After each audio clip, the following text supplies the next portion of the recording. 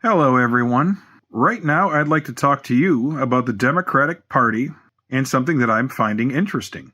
There's been some developments since Donald Trump has actually taken office. The Democratic voting base is actually energized. It might be too late, we'll see, but they're actually energized. They're starting to get off their butts and actually vote, which is kind of cool. Now, it might be too late, I guess we'll find out, but that's not what I'm talking about. The reason why they're energized is because of a little combination of disappointment in the leadership and Bernie Sanders going on an anti-oligarchy tour. And he's brought around AOC. He's quite literally energizing the Democratic base, going into red states and energizing working-class voters, while simultaneously passing the torch to his movement to AOC. And it's working great.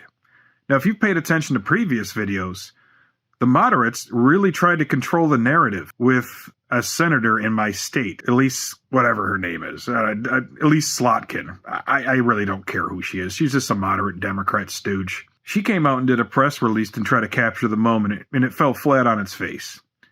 And she was smart enough to not do that anymore since. Because a lot of things, when you try to make a move and it falls flat, it's weak. If you make a move and it's strong, you are strong.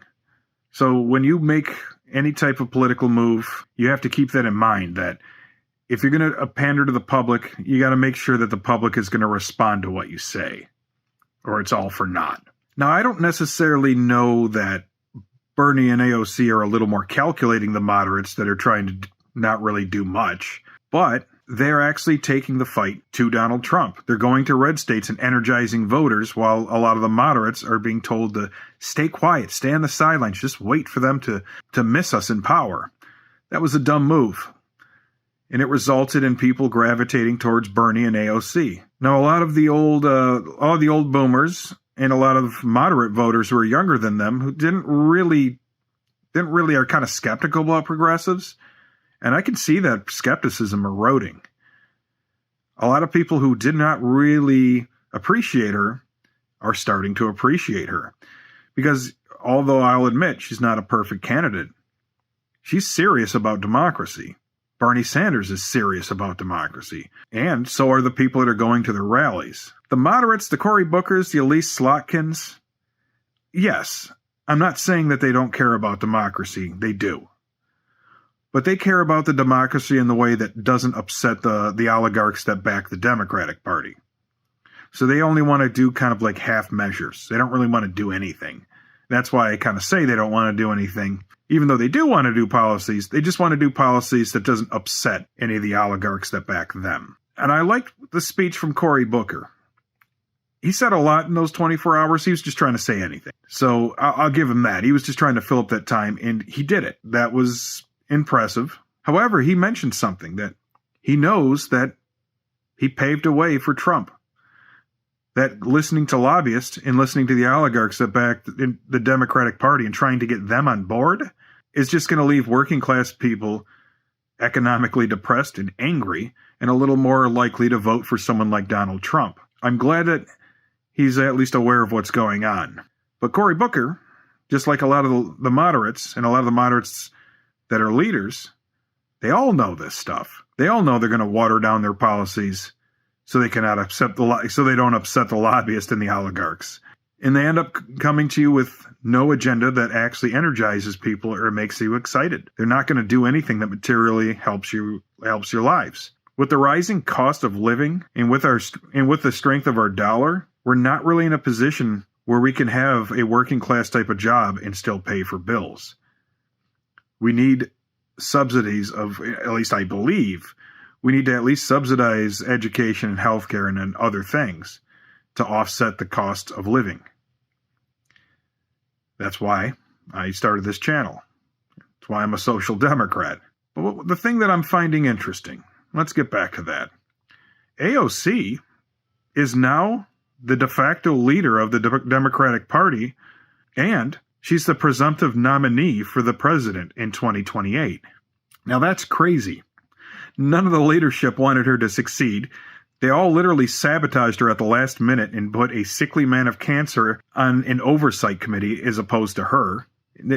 And it's not only, all it really did was free up her time so she could actually rise to more power than she's ever had. Now, I'm excited about this. I'm pretty tired of moderates. They're failing. They really have paved a way for Donald Trump. And it's not an ideology thing. Joe Biden's handling of the primary, so he squashed the primary, and then when he was forced out, just handed it over to Kamala Harris, who just blew it and lost. Like, what are you doing? Another nomination. Now, I don't think she's half as bad as people say she is, but the party pretty much forced Hillary Clinton on everybody back in 2016, and she was one of the more polarizing people within the Democratic Party. A lot of Democrats didn't like her. Now, I do think a lot of her criticism is unfair, but a lot of it is fair.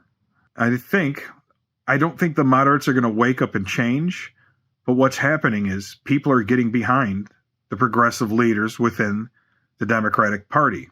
And they're telling Washington, these are our leaders.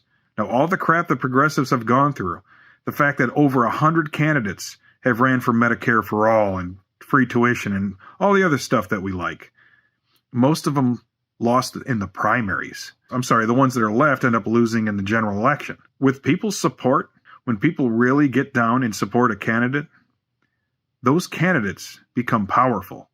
Now, there's nothing they can really do. Well, that's not true. They can still do their best to subvert her power, but they're just going to cost themselves elections now.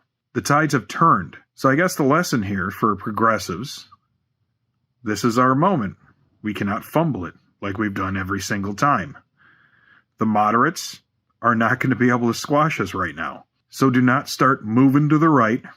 Don't start providing false equivalencies. Don't start backing on your agenda and backing off on the things that we hold dear. And I think you'll be all right. We should be able to get more progressive candidates in office if there are elections. And I think we'll be able to get some of the people that are in office currently to start seeing eye to eye with our ideals. I think they can start seeing eye to eye with the Medicare for all and the free tuition and the rest of the progressive agenda. So let's hope they hold the ball and run into the end zone as opposed to run into their own end zone like Democratic politicians usually do. Stay safe, everyone.